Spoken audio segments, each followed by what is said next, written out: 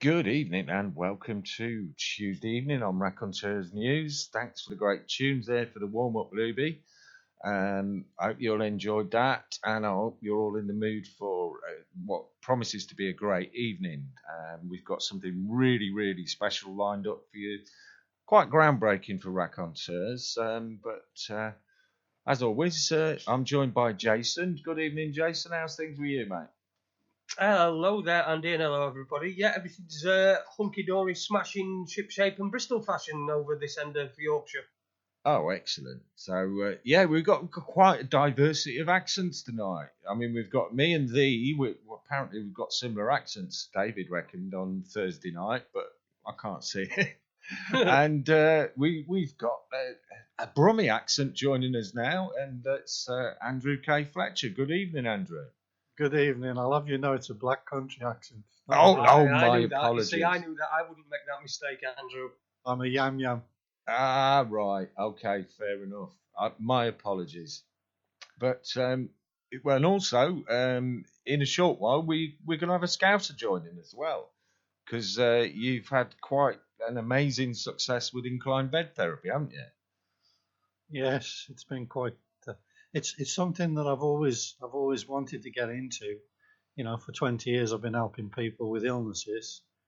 But a sports angle is something that I've tried to get involved in for quite a number of years. I first approached the Baggies through the manager and to see if they would have the whole team on an incline bed. The object was to determine whether it would boost their performance, but that never came to fruition, unfortunately. But yeah, it's we'll be hearing from champion Tony Moran shortly, the Scouse boxer, as Andy introduces him. But yeah, it's been a fascinating experiment. He's just sent me a message saying it's going to be like listening to Red Dwarf. I like Red Dwarf. Yeah, it was one of the decent programs on telly when I was still watching it there. Yeah, it was. Yeah, I used to enjoy that. But Jason, I suppose really you've got quite a bit to say to Andrew, because you've tried it and it's had quite an effect for you, hasn't it?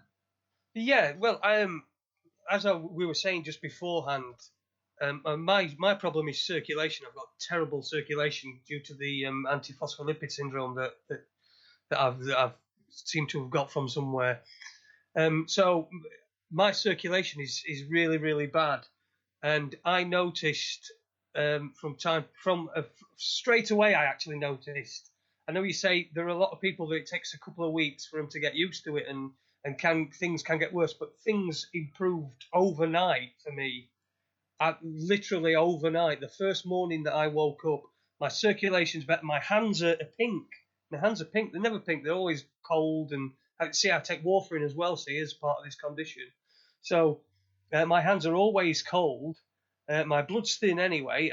But now my circulation is apart from I've got a blood clot in my leg, which stops the lower part of my right leg from getting very much, but it is a lot improved on before, and I found that happened straight away. That's interesting, especially with the deep vein thrombosis we're talking about. Is it? Yes, acute ischemia. Yeah. Okay. Well, Judy's mum had quite a sizable lump on her leg. She's passed away a few years back now, and she got puzzled because it just vanished. And according to the medical profession, that shouldn't have happened, and they were very concerned that this blood clot had somehow moved around the body, and which is a danger.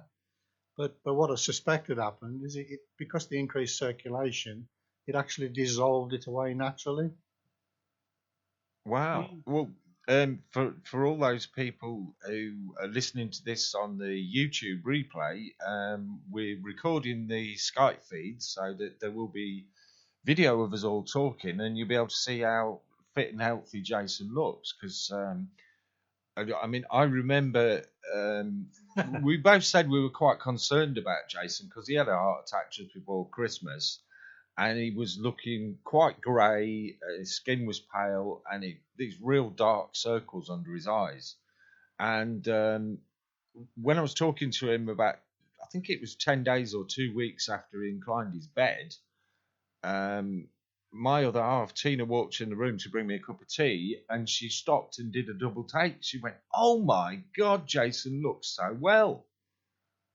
And I can see the difference it's made on him. Never mind him telling me. I had a problem, see, with appetite as well. I lost a lot of weight really quickly because I couldn't eat anything. And I thought it was due to the pills that I was taking and what was going on. But since I've been doing this inclined bed therapy, I didn't used to eat anything. I couldn't eat anything. I used to have acid reflux, things that get stuck in my throat. So as a result of that, I lost lots and lots of weight. I lost about 4 stone. And so that's gone. I now eat normally like I used to eat when I was growing up. I'm in things. I'm sat and I'm always eating and picking. I have put some weight on, and not too much, I hope, because I don't want to overstretch my heart. But my appetite's come back. I could list so many things as long as your arm of the improvements that it's made to me. And one of my fears when I was wanting to do this was how it would affect my wife, because we both sleep in the same bed. And it was actually her that came back, who'd read up on it, and she came home from work one day with some bed raisers and said, "We're going to give this a try." And so we did that, and it's due to her. And she used to suffer from terrible migraines, bad migraines. She'd have migraines for 3 or 4 days on time, and won't be able to get rid of them. And she said to me, we've been doing it for about 4 or 5 weeks, and she said to me the other day, she said, "I had a headache, and it was unusual because I thought to myself, my God, I ain't had a headache in so long." She'd not had a headache in such a long time, yet she suffers from migraines. So I could give, like I say, I could give a list as long as my arm as the improvements that it's given me. And has your wife had any migraine since the bed has been tilted? No, not a single migraine. My last migraine was in 1994 when I raised the bed.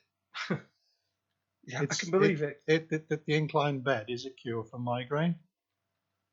Now, did we just mention the dreaded cure word? Yes, they don't want that, do they? No, we don't want the cure word. A cheap and simple cure like this one is. I mean, it don't cost you anything. You can just do it with a couple of bricks. I honestly would, no matter if you're healthy or whether you're healthy or you're not. If you're not healthy, then it's going to help you no end. And if you are healthy, you're still going to feel benefits from it. Yes.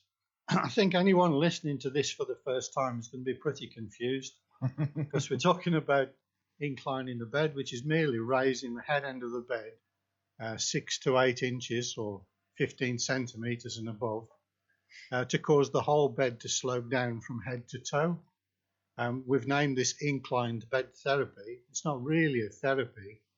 It's how we used to sleep back in ancient Egyptian times, because when they pulled the beds out of the tombs, every single one of them was raised exactly 15 centimetres higher at the head end. They knew a thing or two, those Egyptians.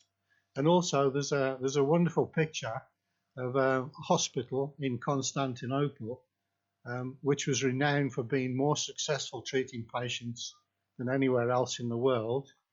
And that picture illustrates every bed in that hospital is inclined, is raised at the head end. And it goes back to the Tudor period as well.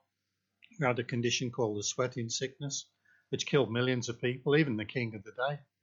And everybody was fearful of this sweating sickness.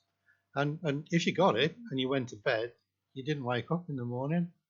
So what I read was that they placed 2 guards by the side of the bed, and that effectively prevented the patient from lying down, and they survived.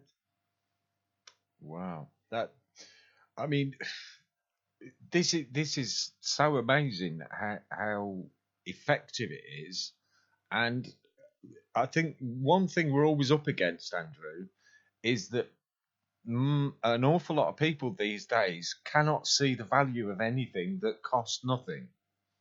Yes. In fact, well, that's my favourite price. There's nothing. I'm a bit of a cheapskate in life. I've got my electric bill down to £12 for the quarter.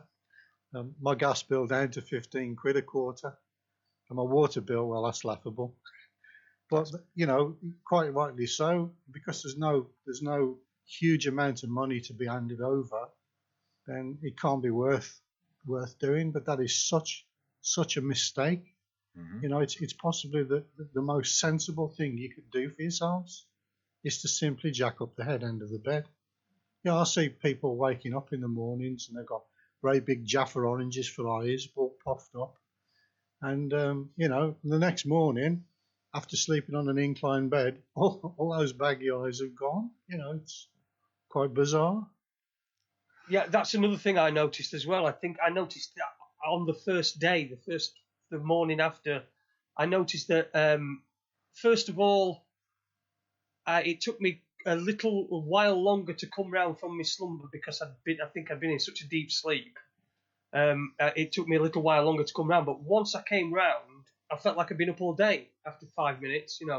Felt like I'd been up all day. I didn't have that morning feeling. I'd go downstairs and I'd cook myself some, breakfast and what have you, and I'd think, I just feel like I'd just been up all day. So yeah.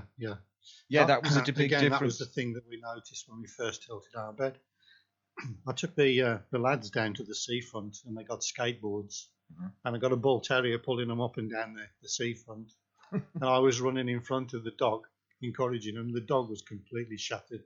Now, bull terriers are amazing dogs; they'll run for miles. But he couldn't run anymore, and I got back to the wife and I said, "Oh, the dog's knackered." She said, "But why aren't you?" And I thought, wow, I could have run forever. Yeah. And that was, to me, okay, this was back in 1994 when we were experimenting. We didn't really expect, to see any staggering differences, but it did. It's varicose veins. My wife's varicose vein had been there for 16 years, and within 4 weeks it had gone flat. And a nurse called Stephanie Ness, who butted in on a conversation I was having with a guy down the local bookshop, she tilted her bed at around the same time, and lo and behold, her varicose vein went flat in 4 weeks. Wow. So that told me that I'd nailed something significant, because what we've shown there is we've changed the pressure from inside the veins that was pushing the veins out, causing them to bulge. We've actually lowered that pressure, and we're now drawing the veins back in. Now, this has implications for edema as well, because the doctors say raise your legs to get rid of edema, but all that tends to do is to push the edema back to the upper torso, or back to the trunk. And when you stand up again in the morning, the fluids all move back down to your legs. But what we found was that the people with edema were reporting, that the edema had gone and didn't appear again. So by changing the pressure inside the veins, you reversed the problem. The initial problem was that the pressure inside the veins was greater than the pressure outside of the veins. So fluid from the veins used to migrate into the surrounding tissue.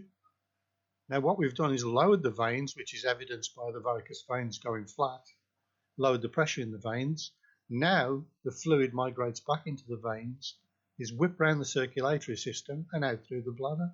Yes, people with a lot of edema will urinate a lot more initially, but that's a good thing because it's actually getting rid of this excess fluid. And indeed, people have reported huge weight loss, and this is in people that have a fluid retention problem.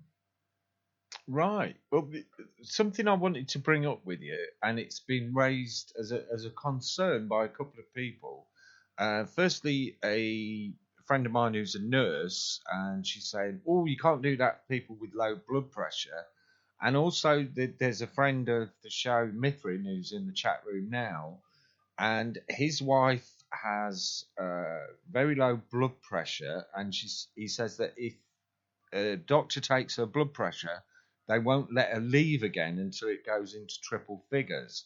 So I know that Mithrin said his wife had a lot of trouble with leg pain since she started in the raised bed. I think he said it's 30 days they've been trying it now. I don't know whether she's still doing it. I think he said she was going to have to pack up. So can you advise whether there is a contraindication for someone with low blood pressure, or it's perhaps something that's initial stages, they get this aching legs and it will go away? Yeah. What's been observed over the years is the blood pressure, because of inclined bed therapy, has moved in both directions. In some cases, it remains stable, Mm-hmm. but it's pushed low blood pressure up and it's lowered high blood pressure. But I mean, I suffer with a high blood pressure, so it's not actually relieved my problem. And my problem, I believe, is caused by polycystic kidneys. Yeah. Which is it's just unfortunate I've got that, but there you go. Mm-hmm. But blood pressure can move in both directions, and I suspect that a person with low blood pressure might find that their blood pressure would improve, and maybe that's causing the extra pain. If you're having a bit of extra pressure going through the veins and through the arteries, then that could actually register back as an ache or pain. I believe you said you had a bit of an ache in your lower legs when you first started, Jason. Yeah, that was really odd. Stiff neck as well, terrible creaking, cracking stiff neck. And quite a few of us by now were sleeping inclined, and they're all reporting, well, not all, but the majority were reporting similar aches and pains initially within the first 2 to 3 weeks. But after that, the pains just melted away as quick as they come.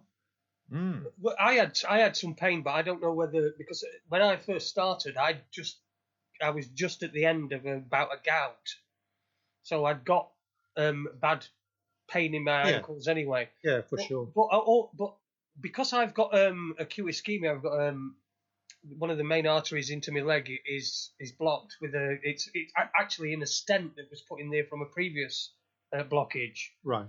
So it can't be moved. It's they say because it's stable, they're going to leave it where it is.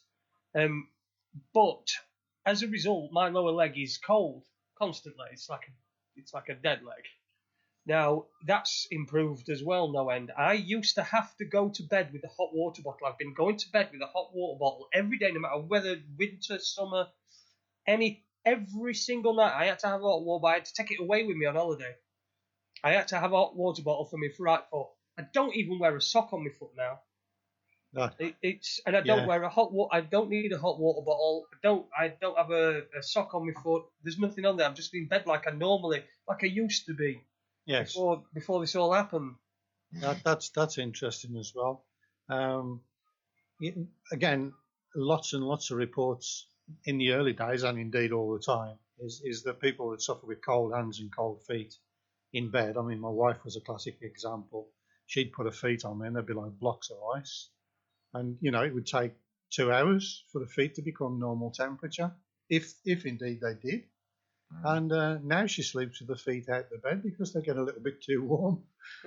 Yeah, so, yeah, it's... And again, I suspect what's happening is if you ever put your thumb on a bicycle pump and forced air through a small gap with your finger, it gets hot. Yeah. So, because it's under more pressure, right, and because it's flowing at a greater velocity, or we've increased the circulation marginally, then that would actually generate a bit more friction. Mm-hmm. So, and it would also distribute the heat better. If you've got a blocked radiator on a truck, it'll overheat. Yeah. But if you've got the right size radiator for the truck and everything's open and moving freely, it takes the heat from the engine and distributes it to the radiator. So the same with the body. If we can improve the circulation, we can shift the heat more evenly around the body. Yeah, I suspect there's a guy called the Iceman, and I've been watching what he's doing as well with his posture. Oh, yeah, and he's using posture. Really? Yeah. I've seen he's the guy who can submerge himself in ice and not have any ill effects, isn't he? Yes. Yeah. Yes. Yeah, he's pretty amazing, that guy. If anyone hasn't seen it, I urge you to just go to YouTube and just put the Iceman in there, and you'll find him. Yeah. So he's obviously worked out how he can control his body temperature as well. I suspect he might have thicker blood than most people as well. because again, if you've increased the thickness of the blood, then back to the old bicycle pump analogy, to move thicker blood through the vessels would generate more heat. And indeed, the opposite occurs when you're on warfarin, as Jason said, is because you thin the blood, so therefore there's less friction, and therefore the body temperature cools down below comfortable levels. Mm-hmm. That reminds me of something you mentioned a few weeks ago in a message, when you were talking about getting the word out, and hopefully having Tony on with us later in the show is going to really do wonders for that, because hopefully it'll draw in one or two, or more than one or two, a lot of people that don't normally listen to us. And was it you said if this came from religion or the medical authorities, this would be absolutely amazing, but because we're just mechanics, it can't possibly be true. That's right. Well, they don't want it to be true. Yes. No, absolutely. Well, it's going to cost them a fortune, isn't it? Yes. Yes. Instead of spending these thousands of pounds on pharmaceutical medications, or pharmaceutical as we prefer to call them, you just raise your bed and suddenly all kinds of things that you thought were lifelong problems, as in Jason's case, suddenly they're gone. Yeah, your sound's a little bit breaking up. Your sound. Oh, must be a Skype issue. Sorry about that. Andrew. It's okay here. It's okay here, Andy. Okay. Yeah, it's if we can move this into the sports arena, as we'll hear later from Tony, then the sky's the limit. This could really fly, especially with the clamping down on the drugs, and and what they need is an edge, and I believe we've got something here that gives sports people an edge. Mm-hmm. Do you think that's probably why we, as a country, as a nation, we never win anything, because we lay flat and everybody else already knows? I've had a lot of feedback from people, weightlifters as well. I've got a weightlifter who's doing incredibly well. But yes, I suspect that quite a few people have cottoned on and are using it, but unlike Tony, not prepared to broadcast what's been happening to them. We've got another boxer, Billy Carito, and he's been using an incline bed, and it's improved his performance, his staying power, his punching power. I'm getting this feedback from the guy, and all he's done is tilted his bed. So how did you meet Tony? How did you get together? How did he get his bed inclined? Tony contacted me after he'd watched a video with Clive de Call, yeah. And Clive de Call is a good lad. He's a good man. He helps a lot of people out. Different line to what I'm doing, but he helps people with nutrients and supplements and got health guidance. So Tony was advised to contact me by Clive, and he decided to go for it straight away and put his bed on an incline. Tony had been through a very rough patch. He'll tell us more about that in the when he comes on. I mean, at the time he fought his bout and won his world championship, he was actually homeless, which is like a double whammy. We're talking about things that cost nothing that have great effect. And here's a guy that hasn't even got a home. Yeah, just put a couple of bricks under his bed and goes on to win the world championship title fight, which is incredible. Wow. I never tire of telling people about this incline bed therapy. I mean, some people must think it's almost a cult we're trying to start, because the thing that excites me so much, Andrew, is we do get some incredible feedback after some of the guests we've get on, but we've never had as much feedback as from when we've had you on, from that first initial show, and get messages from people all over the world now on a regular basis telling me that they've done it and it's wow. And I've just got one here, just arrived on Skype, and it's from a good friend of the show, Rick Dwyer, who made the film Run from the Cure with Rick Simpson. And he says, Rick Dwyer from Canada says, since my wife and I started Andrew Fletcher's incline bed therapy in February 2016, our sleeping patterns have improved dramatically as well as other health issues. I would like to congratulate Tony on his championship win and thank RN Tony and Andrew Fletcher for bringing this wonderful therapy to the world. So there Thank you go, you. Andrew. Brilliant. And we're just trying to spread the word a bit wider and get more people. Well, I tell everybody. My mum's got her bed inclined. My wife's sister's got her bed inclined. My mate, my friend, he's got his bed inclined. It took him some right messing about as well because he's got a divan, but he did it. He's got it right. He's got it all on a 6-inch inclined at the head. So I tell everybody, and then this is beginning to sound a little bit like an infomercial. And it's you get up when you come but in we're not Holmes, selling anything, are we? We're not. That's the problem. Is we're not selling anything. Maybe if we charge people £1,000, and say, look, here's your couple of blocks of wood, away you go. Yeah. It could spread like wildfire. First of all, you'd be accused of corruption and trying to rip people off, and of course, all news is good news. So maybe, being honest and telling people how it is probably not the way to go if you want to spread it like wildfire. Well, I'm thinking of looking online, see if I can find a job lot of old medical books. Because, like you said, people say, well, what can I prop my bed up on? I said, well, do it bricks, blocks of wood if you like. But I like your idea, prop them up on old medical books, because from now on, they're pretty useless. Yeah, they're going to have to be rewritten, that's for sure. Yeah, it's. But I mean, if we study animals in the wild, that's everything starts to make sense. You watch a lizard in an aquarium, and if it's too hot, it'll lower itself, and if it wants to warm itself up, it raises its head up. And alligators and crocodiles on the side of a riverbank, they'll choose a bank with an incline. Yeah. So they can face down or face up. Again, reptiles regulating the body temperature. When we stood up, we actually changed the way our circulation worked. When we were hunched over, the holes in the back of the head, which carried the vessels, which carried the blood to and from the brain to the skin, actually migrated to the top of the head, according to Dean Falk. And she comes up with a theory called the radiator theory, which, when we stood up, our brain decided to reroute the circulation to add more cooling to the brain. But there are no vessels. There are no valves in those vessels.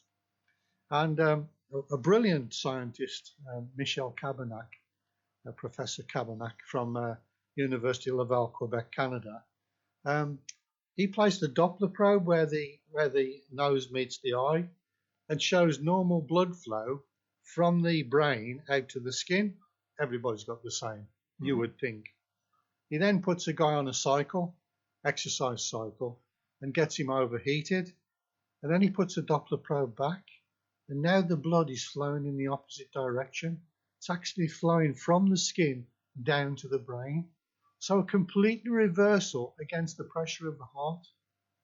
Now, Cabernac approached Falk, and Falk's theory says that the brain somehow diverts the flow. But like I said, there are no vessels, no veins in those vessels, no valves in those vessels that the brain can use to control the flow of blood.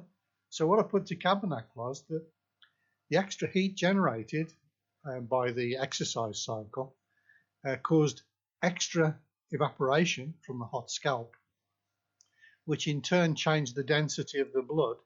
So instead of the blood flowing over T-junctions, it actually went down and actually took the shortest route down through the brain because it was denser as a result of the evaporative heat loss. Cabernac liked that theory. Whether he's published anything to go along with it, I don't know. He said he would, but we'll have to wait and see, I suppose, whether that comes to fruition. But it's fascinating that we can see experimentally that simply overheating the blood and causing more evaporation can change the direction of blood flow against the pressure of the heart. That, I mean, you mentioned Tony there, and you mentioned that you were trying to get the Baggies. Is that Birmingham Football Club? West Bromwich Albion. Oh, West Brom. Sorry, Yeah. you were trying to get them to try it. Have you had any success in getting any football clubs to try it? No. I did think you mentioned that there was one club that talked about they might be trying it. Did I? I'm sure you mentioned quite a famous club that plays all in red. Oh yes. But that's not happened yet. That's in the pipeline. Right. Okay. And again, that's through Tony Moran and his friend Mark. Yeah. I think we can guess then which team that plays in red it will be. Yes, you can. Yes. And I'm a Sheffield Wednesday fan, and I'm going to be writing to them and trying to get in touch and just see if I can get. I know a few players on Twitter and things like that, so I'm going to try and point them in that direction, in your direction, because I think that'll give us an edge as well. I'm not sure I'll do that. With potential for improving your team against the Baggies. I don't think we'll be playing each other for a while. No. Well, I was saying to my other half this afternoon, we were both like kids waiting for Christmas, waiting for this show. And I said to her, we've been, I mean, our sport, the only sport we follow nowadays is motorcycle racing. And we've been marvelling for the last few years at the feats achieved by Valentino Rossi. Valentino is 37 years old, and he's basically kicking the arse of a load of youngsters who are 20, 21, 22. And he finishes the race as fresh as when he starts. I wonder if he's perhaps hit on it, or if not, if we ought to try and get in touch and get him on it, he'd probably still be doing it at 100. Yeah, I can't. Well, I must have approached tens of thousands of people over the 20 years that I've but the initial reaction is they nod their head and say, oh yeah, thank you very much, yeah, and walk away thinking they've got one up on you and thinking you're one brick short of a full load. Yeah, I think we're going to try and sell them something at some point. That's what we're thinking. Of course, yes, we've been conditioned to wait for the hit, but it's unfortunately it's just human nature, I suppose, that we'll cast doubt rather than entertain new ideas. Yeah. I think we've got a question in the chat room, haven't we, Andy? Oh yes, sorry, it's Kevin Mark, good friend of the show again. Kevin's been doing some great work booking us guests on. And Kevin's asking, are there any contraindications where inclined bed therapy would not be possible, i.e. elderly or any particular medical condition? Well, what we've discovered over the years, and the huge amount of medical literature backs it up, is that flat bed rest is perhaps the last thing you want to be doing if you're elderly and firm. This lady called Stephanie Ness, the nurse that first tilted a bed for varicose veins, was helping a lot of the aged people, and she noticed that all of the people that lived to be close on 100 or more didn't lie down for long in beds, and all those that passed quickly spent a long time lying on a bed. And in fact, NASA's been paying people $17,000 just to lie on a flat bed or lie on a bed that's head down and feet up, because they want to cause the body to age 10 times faster, which reflects what happens to astronauts in space. Mm-hmm. So they found a cheap method of studying the harmful effects of being in microgravity simply by confining healthy people to either a flat bed or a head down bed. Right. And that's $17,000. I think I found the experiment online, and it's only for about 3 months they're getting paid that, isn't it? That's right. Yes. Yes. Laid out for 3 months for $17,000. Yes.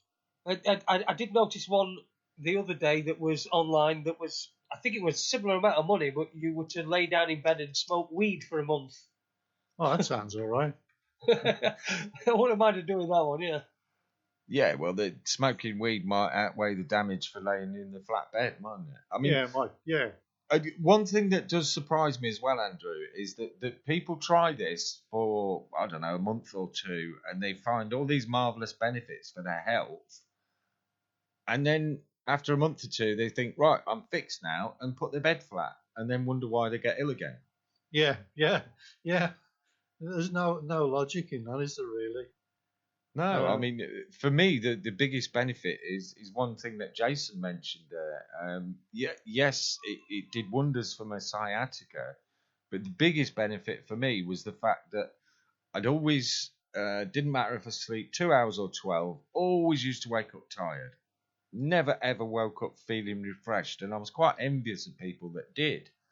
And I can't remember whether it was the first night or second night. I woke up in the morning and I just felt really strange. And I thought, what's this? I feel strange. I can't work out what it. And what it was, I wasn't half asleep and bleary eyed. I just felt great as soon as I got out of bed. Wow. When I realised what had happened, it's like a miracle. Yeah. I know you said don't mention it, but we're talking about legal highs, yeah? Mhm. They're banning legal highs, yeah? Yeah. But, if you raise your bed up, you've got nature's own legal high there, because your bed's higher. Yeah, that's, yes. So give yourself a good boost, yeah? Mm. Perhaps you should call it a natural high rather than a legal high. Oh, yeah, I like the sound of that. That sounds even better, yeah? But perfectly legal, of course. Unless they start taxing us on how high our bed is. Yes. You never know, do you? You never know. Another thing I noticed, I just want to mention, just briefly, I know that we're sort of like 20 to 9 and we're a little bit before watershed, but I tell you what else is, the other effect that I've had is that my old fella woke up. Really? Yes. Nice one. Yes.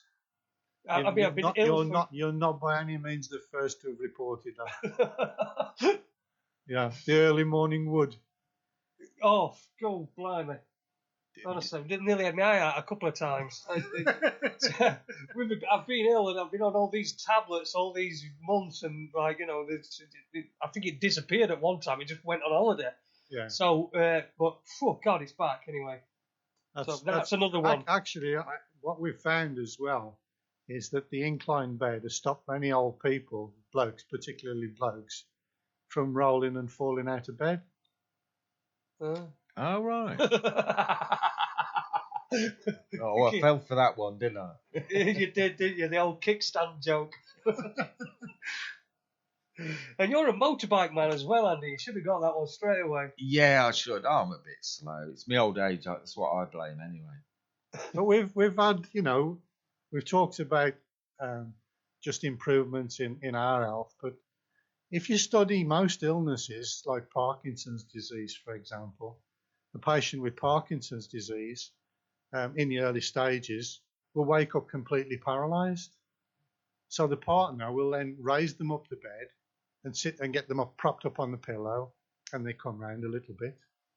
And then they raise them up a little bit more, and they come round a little bit more, swing the legs over the side of the bed and get them to sit on the side of the bed, and they come round a little bit more compos mentis, get them to stand up, get them to move around. By the end of the day, they're walking around like you and I, and then they go back to bed again and start it all over again. It's like, hello, have you considered that it might be the bed? Yeah, absolutely. We've actually got another question for you, Andrew, and it's from Red Robin, who's a newcomer in Raconteurs News chat tonight. So welcome, Red Robin. And he or she is asking, does inclined bed therapy help individuals with type 1 or type 2 diabetes? Yes. We've just, a study has been conducted. It's on my website, which is inclinedbedtherapy.com. Mm-hmm. And there's research on there from a tiny island called Pohnpei, which has a huge problem with type 2 and type 1 diabetes, thanks to the introduction of the American diet. Before the American diet arrived, these people were all super fit, living on fruits and fish. But they've got a massive problem with morbid obesity and also a huge problem with diabetes. So a guy called Tataki Yi Ting, who's a doctor, approached me and said, would we be able to test this on a group of patients with type 2 diabetes? And the beds were all tilted, and the photographs are there of the actual beds that were tilted. And what we found was that right across the board, it lowered their blood sugar levels quite considerably, simply by tilting a bed. Mm-hmm. But also, I have an 82 years young friend who's on insulin, but he's type 2 diabetes on insulin, and his insulin requirements have dropped absolutely phenomenally. And and another lady, which happens to be his wife, has noticed that she's had a damaged pancreas caused through administration of prednisolone, which is a steroid. Right. And she wasn't told what they were giving her, and she was just said, "Here, drink this." And then they told her she'd be type 1 diabetic for the rest of her life, and that her pancreas would never function again. Well, the pancreas has started to function again because she's also finding that she's not needing anywhere near as much insulin, which is incredible. You see, I've got a bit of a interest in that as well, because my stepson is type 1 diabetic, and he's already expressed an interest. He's only 15, but he's already expressed an interest in inclining his bed because he had heard me and his mum talking about things, and he to me, it's just him trying to get out of having to do his blood sugar and all that sort of thing, and take the injections. But yeah, it's all good. I'm going to have to try that on. Try and put his bed up. That's great news, and great news is we've got Tony Moran has joined us. Good evening, Tony. Good evening. Can you hear me okay? We can hear you fine, mate. We haven't got your camera on at the minute. Is there any chance you can put your camera on? Right, okay, let me see. It's just that we're recording it for the YouTube version. There you go, Tony. That's brilliant. Let me just fix me top of my hair. Hang on. No worries, mate. Yeah, well, thanks for joining us, Tony, and congratulations on your World Championship victory. Thank you very much. I was just saying to Andrew before you arrived, my partner and I, we follow motorbike racing, and we were raving about how Valentino Rossi has been kicking the young kids' arses at the age of 37. Now, you can go one better than that, can't you? With my age, you mean? Yeah. I'm a ripe young 42. 42. Look at the skin, though. Can't tell, can you? No. Well, absolutely. You're looking well there, mate. And I bet he uses Grecian 2000. Hey, Anthony. Tell us about your victory, your win, and how you won the title. Tell us who were you up against? What sort of age were they, and how did it go? The guy I fought for the world title, his name was Sandy Robb. He was a 3 times ABA Scottish champion. He's a solid pro. He's, to me, my remembrance, he's at 35, I think. 34. Mm-hmm. Rated in the top 10 in Canada. Yeah, I'm not sure why he's a Scotsman. Maybe he lived there for some time. So it was a WBF world title, which is not one of the main 3. There's 3 that we're all well aware of: the IBF, WBA, WBC. This was what's known as a fringe world title, but nonetheless, he was a worthy opponent to beat. He was a solid individual. It was a fight over 12 rounds. So if you bear this in mind, at the time, I was living homeless. I was training for a fight without a base. I had a lot of pressures outside of the fight game to deal with and contend with. Mm-hmm. But at the age of 42, I got in the ring for 12 hard rounds. The fight's going to be up to there for people to watch soon, quite soon as well. The footage to give evidence It's always evidence-based, in my opinion. Mm-hmm. So the evidence will show that for 12 rounds, the fight was from beginning to end was at a relentless pace. So if you bear that in mind, 42 years of age, living homeless, dealing with a lot of pressure outside the ring, was able to get in the ring on fight night and perform like an athlete of 20 years of age. Now, besides my intensive training program, my coach, Mike Harden, who's a fantastic coach, who guided me towards that world title, I also had the benefits of health and the benefits of incline bed therapy. I don't know why I said it like that. Incline bed therapy. And what will also be noticed by people if they do want to watch the fight is that for 12 rounds, I didn't sit down once. Do you understand what I mean by that, Jason? Yeah, when you're in the corner. Yeah, no 42-year-old fighters in a world title fight stand for 12 rounds like I did. You know why I did? Because Andrew told me to, and I trust Andrew. So what Andrew explained to me was gravity's at play when I'm standing up. When I'm sitting down, it's only half at play. Mm. So my recovery is cut in half. If I lie down, as I don't, hopefully you won't be lying down in the ring, but you know what I mean. If you're lying down, then gravity's not at play. So it's quite logical, isn't it? Mm-hmm. It is an incredible story. Can you give some idea of your previous what how you were previously, your career, your boxing career?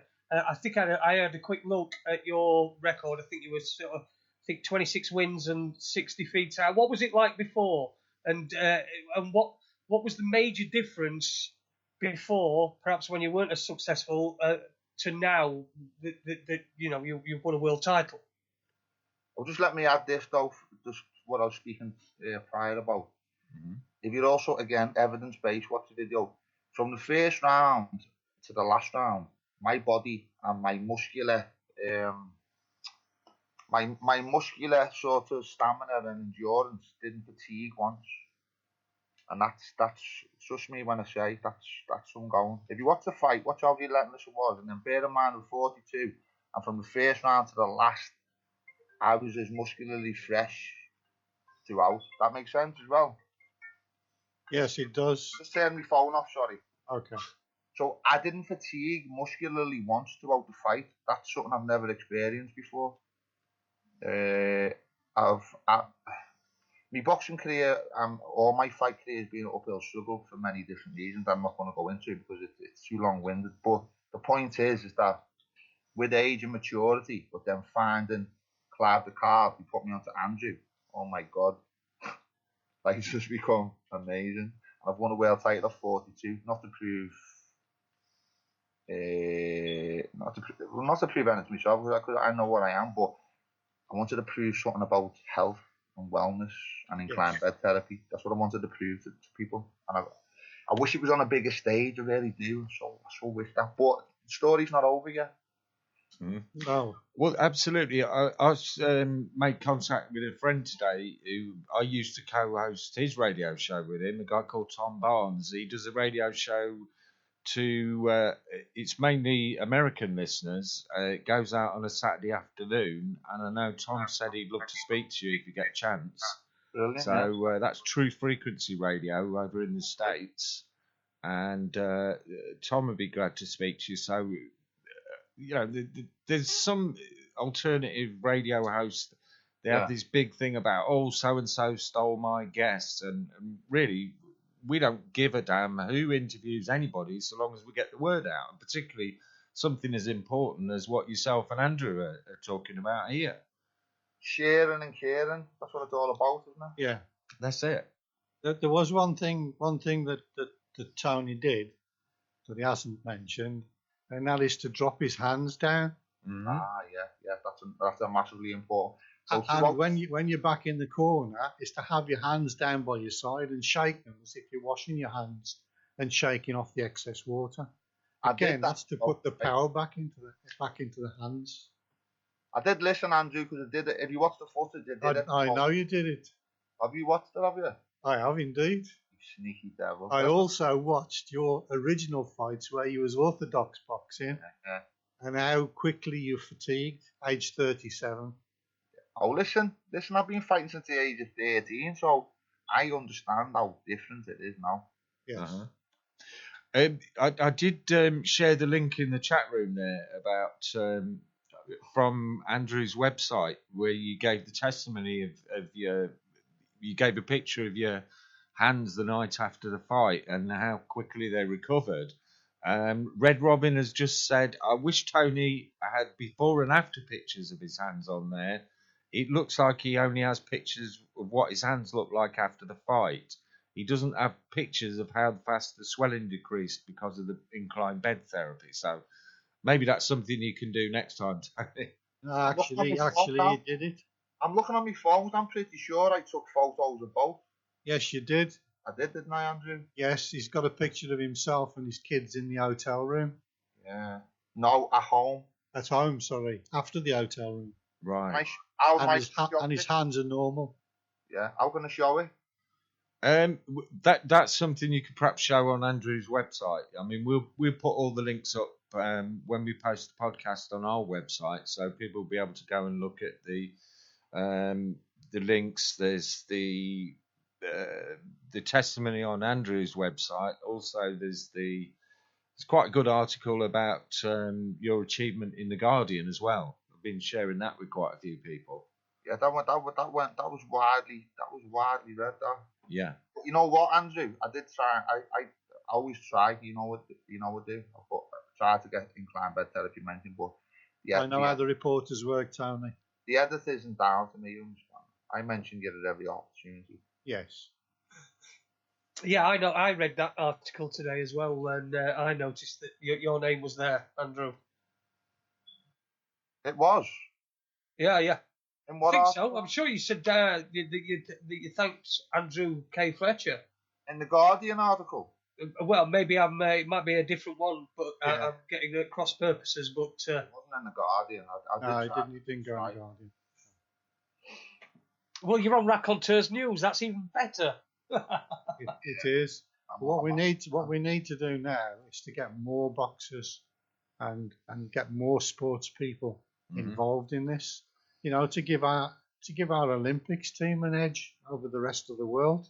Yeah. No, what are they waiting for? Do you know recovery is just I don't get lactic acid build up anymore. Yeah, just as I predicted. Your fitness is better. Fantastic. Everything's better. So the lactic acid is that burning feeling in your muscles, isn't it, when you're fatigued? Yeah. But the point I'm making is, Andy, is that when I train hard, I've trained immensely hard today. Mm-hmm. Now, sadly, I'll be sleeping in a flatbed tonight because I'm staying in my ladies. But when I'm in the incline bed, I won't notice any soreness tomorrow. I might tomorrow because I'm sleeping in a flatbed. Mm-hmm. But tomorrow, when I get back in the incline bed, no soreness. I recover overnight immediately.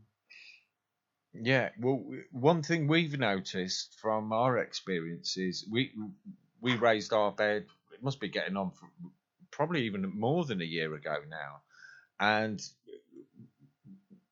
there were some things that we didn't actually notice changing until we go away and forget to take our bed raisers, which we did a few weeks back.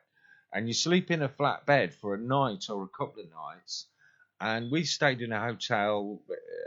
Lovely memory foam mattress and all that. But when we got up in the morning, we went to the bathroom. As you walk past the mirror, you glance in the mirror and think, who the hell is that in the mirror with the big swollen eyes and the puffy face? Why something so logical that people just dismiss? It drives me insane. Yeah. Well, we were discussing this earlier on, where that people don't value things that are just they don't have any monetary value attached to it. I'm telling you, that's the way of the world. It's sick, isn't it? Horrible. Mm-hmm. And it's something like this. I'm so pleased that Andrew's managed to get you on to come and talk to us, because I've been expounding this theory for 18 months or whatever it is since first spoke with Andrew and tried it myself, but I've only actually been telling sick people about it. But now, with your experiences, Tony, and your testimony, we can now say it's not just good for sick people. it's good for people who are well as well, and they can find benefits from it. That's true. Well, I reckon because we've seen these incline beds come out of the Egyptian tombs. Now they must have worked bloody hard building those pyramids, dragging those pieces of stone up those ramps. Yeah, quite an amazing feat, really. And even the workforce had mud beds, and those mud beds are still preserved, and every single one of them is inclined. How did we miss something so logical? Do you know what, Andrew? Do you know if you sold the concept of like sleep like an Egyptian to women, and the Kardashians slept in these inclined beds, that would be it. It'd be done. Job would be done. What you were saying about legal highs there, Andrew. I think sleep like an Egyptian could be a good little catchphrase there. Seriously, because sadly, it's got the sales have got to be involved. If there isn't a sales pitch involved in this day and age, people are just this is what I'm finding, when people are desperate, that's when they'll do it. That's when they'll try something because you've got nothing else to try. Yeah. So I've had people in my life, in my circle, who through desperation of not sleeping, of being kept awake by the baby's coughing, and so many illustrations I can offer. But the point I'm making is, I'll then say to them, please just try this. I'll be going on at them, but I've just stopped going on at people now. I say, just let me do this for you. Let's see. Snoring, can't sleep with my husband, he snores too much. Guaranteed overnight, it's changed, solved. That's it then. Yeah, you got the evidence then, but they still look at you like you're nuts, but you just can't work out why it was so easy. Yeah, you're banging your head up against the wall all the time, but that wall will come down sooner or later. But because the people like your opponent, Tony. Yeah, but you care about these people, so you can't stop trying. That's the problem. That's absolutely something that I won't get. I just don't take it personal no more. As obviously you've learned, Andrew, you've been doing a lot longer than me, but I'm just an advocate for you now. That's what I'm doing. Cheers, mate. Well, it's been pretty easy for me to convince people to do it, and I think everybody that I've met that I've told about it is doing it. But it's been pretty easy for me because the difference in me, our skeleton with skin hanging off it, just really? 4 months ago. Really? Yeah. Oh, yeah. Absolutely. Yeah. What's your medical condition, Jason? I've got I had a heart attack early December last year. That was my second one. I've got a condition called antiphospholipid syndrome, which it's really thick blood. But I'm on blood thinners, and but I'd really been ill, and I really looked like a skeleton with just some grey skin hung over it. And people, I worked my mother-in-law's over the weekend, and I was trying to explain it to my mother-in-law and her husband, who's obviously my father-in-law. He just kept saying was, just look at him. Just look at him. Just look at him. That's all you need to see. Just look at him. You are the evidence. That's all we could say. You're the evidence, aren't you? Well, we were so concerned about Jason's health because, I mean, you did look really ill and like grey and the dark circles under your eyes. That, particularly after the heart attack, it was more noticeable. But I mentioned at the start of the show, and my Tina came in through to bring me a cup of tea when I was talking to Jason on Skype after one of the shows. After only 2 weeks of inclining in his bed, she went, "Oh my God!" Did a double take. Jason looks so well. He looks like he's been to Spain for a couple of weeks. Who convinced you to do it, Jason? How did you become involved? How did you get convinced? Well, obviously, sorry, I'm saying obviously when it's clearly isn't obvious because you don't know, but I hooked up with Andy, and Andy asked me to be co-presenter on here, and he previously had Andrew on when he was on Enemy Within, weren't it? Yeah. And I'd heard and I'd listened to Andrew's presentations and things like that, and I'd always thought to myself, it was always sort of like in the back of my mind, I'll do it. And then it was my wife came home with some bed incliners she was working as a warden at a local old people's place, and they've got these bed incliners in the wardrobe. She says, "Can I have them?" And they said, "Yeah, no problem." So she's brought them and said, "We need to try this," because she'd read about it. She'd heard me talking about it and posting things on Facebook about it, and so she said, "Well, we're going to try this," and we tried it, and for me it was instant. The very next day, I felt like I were human again. Mm-hmm. That's pretty good. And Tony, we've got a question for you from the chat room, and this is from Red Robin. And Red Robin is asking, what exactly are the benefits that athletes like Tony receive from inclined bed therapy? Can I'll you let Andrew answer that. Me answer it. Oh, do you want me to answer it? if you could please, Tony? Oh, Yeah. sorry, yeah. Okay, so before inclined bed therapy, I'd be training intensely. I'd be waking up the next day riddled with pain and soreness. Muscular soreness, I don't mean joint soreness, muscular soreness. Mhm. Injuries would last so much longer as you're getting older. The circulation, the blood flow is less, I suppose. So lying flat doesn't allow for the blood to get to the area of damage, so it doesn't recover as quick. I'm in combat sports, you get a lot of damage. Mhm. So that's a massively important part for me. It allows me to train more efficiently the next day, allows me to put more intensity and effort in on a consistent basis, as I wouldn't be able to because I'd be so sore. In terms of my respiratory system, the lung capacity of my inhalations of oxygen are better. Everything's better. I feel stronger. My physicalities look even better than they did before it, in terms of like muscular density. And I'll take my top off if you want. I'm ripped. But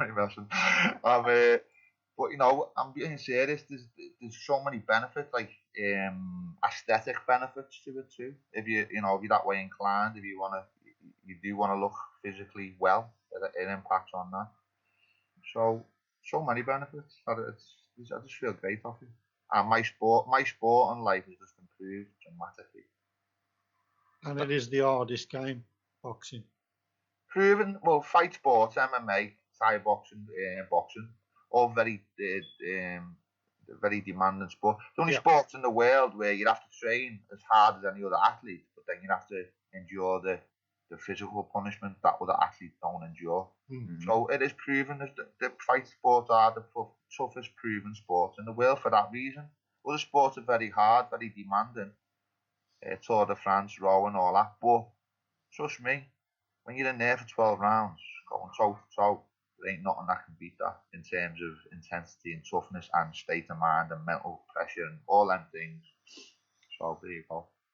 Thank you Does for it that, help Tony. with any facial injuries you might get during a fight? You might get. Does it help with that? Everything, Jason. Any swelling or any damage, even damage to the bone. I got a cracked rib. Would you believe I got a cracked rib before that world title fight? So I went into that. I meant to say that before, by the way. I had a cracked rib going into a world title fight. Now, it happened 10 days prior to the fight. I was in a lot of pain. Honestly, a lot of pain. Wow. I couldn't spar again after that. It happened in a sparring session. Couldn't spar after that. I just had to do intensive training. But I couldn't even do the intensive training for like 5 days after the injury. It was too painful. So, but I do firmly believe that the inclined bed therapy, I'm not saying it was all that. I've got a very strong mental strength to take forward into what I do. I'm sculpted to adversity, I'd say, in terms of the things I've done. So I'm a tough competitor, tough-minded individual. But I definitely will say that the inclined bed therapy assisted the site of the injury to get it to a point where I could accept the pain before I went into the fight. Yeah, one thing that has been reported, and indeed I've noticed myself, is old scar tissue. And we're talking about scars that have been there for most of your life. Yeah. Suddenly becomes smoother and less visible. And it takes a while for you to realise. I've got did have quite a sizable scar on my leg where I had a run-in with some barbed wire, and it left a deep groove. That deep groove's all filled in. it's just barely visible. Look at the four of us. Look at our skin. Not even joking. Yeah. Well, I don't just know looked. how old you guys are, but I think our skin is showing. I'm 60. I'm 60 this year. Yeah. Listen, there's aesthetic qualities. There's vanity benefits to this as well. Your skin, your hair, your eyes, everything. Yeah. And your sex life, according to Jason, as well.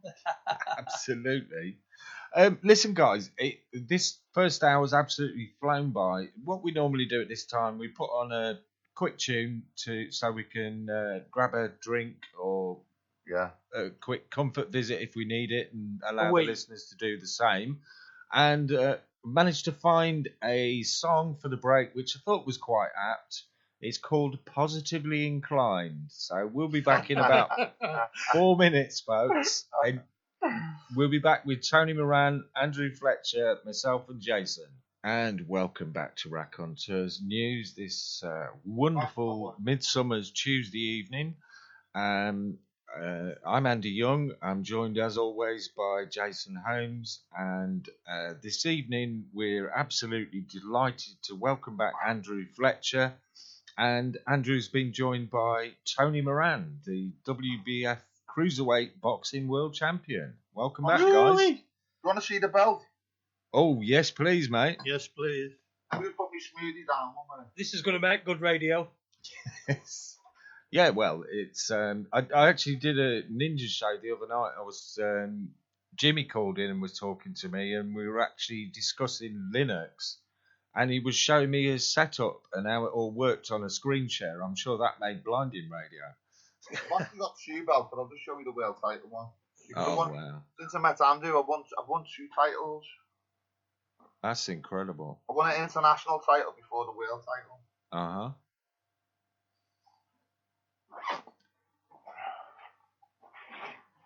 And he's now getting his belt out, and there it is. There it is, out of the bag. That's what you can win at 42 with the aid of inclined bed therapy. Wow. That is absolutely incredible. Many other reasons why I won it, but I'm telling you now, if it wasn't for my health and it wasn't for meeting Andrew and Clive de Carl, they were the catalyst for that. That makes sense? Absolutely. I've done all the hard work, but I'm saying, I'm being honest when I say, obviously my coach was a massive influence, but before I met that coach and before I found the energy and the will to do it again, I needed my health back. I didn't have my health. I'm the healthiest I've ever been in my life. I've always been fit, but I haven't always been healthy. Yeah, well, Tony, from my involvement with motorcycle racing, I mean, them guys are jumping off the bike sometimes at 180 mile an hour and they get up and walk away.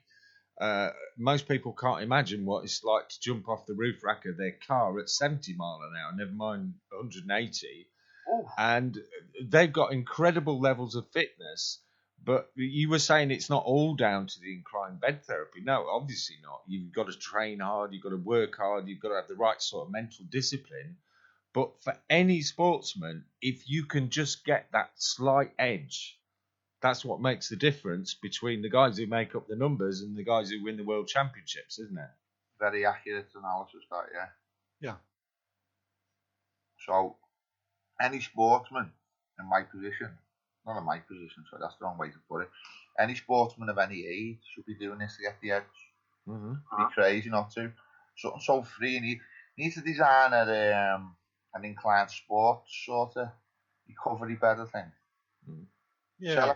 Sell it for about £500 to £1,000. You probably sell millions of them. Yeah, we're sponsored by Raconteurs News.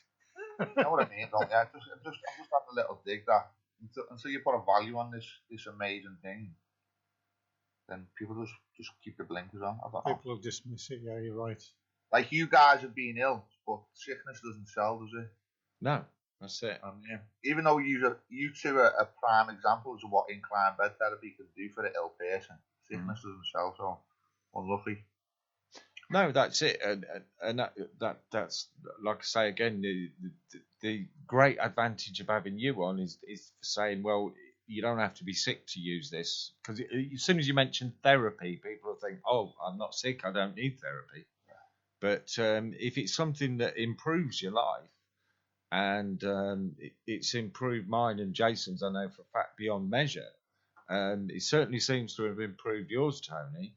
And anyone who's out there, I mean, I've got so many mates who said to me, "Oh yeah, I've got some bricks. I've got them all in a plastic bag, ready to put them in the bedroom. I just haven't got round to it yet." I'm saying, "Come on, man! Just like 2-minute job. Just do it, and you'll feel the benefits." Some people it takes a couple of weeks or a couple of months, but for me and my other half, we felt the benefits straight away. But we did notice more and more benefits as time went on. I'm a personal trainer as well, besides doing the fighting. So all the clients that I've got, I try and encourage them with the health and the incline bed therapy. Mm-hmm. One client who was only known for one session, he told me he suffered from irritable bowel syndrome, suffered from it for years, suffered with it terribly, couldn't go to the toilet for days at a time.